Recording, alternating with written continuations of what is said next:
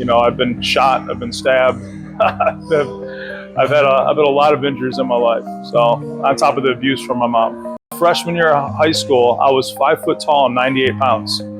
I didn't grow till my junior year of high school, and I grew up like a beanpole. I was like Angel over there.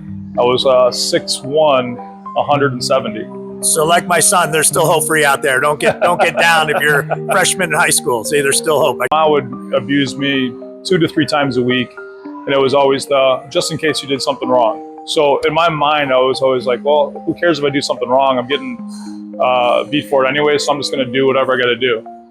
So at 14, when I finally decided to leave, I actually went to look for my dad. And I never knew him, never really talked to him, but I kind of knew where he lived. And I went out to the area where he lived, and I tried calling him and ended up getting a hold of my stepsister. And she said, well, he's on a trip. He was always wealthy. He did very well. He was a business owner, but never knew him until my 20s. So I went looking for him at 14. I went to this bar that was just on the street from where he was at, and I sat there on the payphone calling, and I finally just passed out at the table.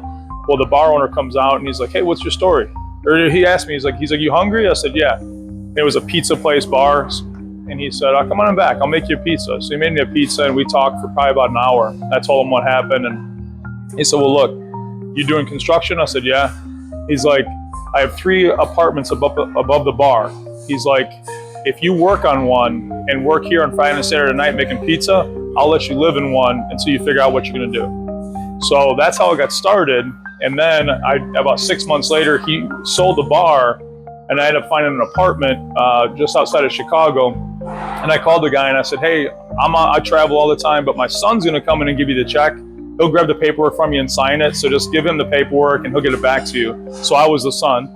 So I showed up and got the paperwork, signed everything. And it was a lot easier back then. They didn't do all these crazy, digital checks and whatnot. So we were able to get away with a lot back then. And that's how I got my start. I just figured things out. I failed through a lot. I messed up a lot. I got picked up by the police a lot.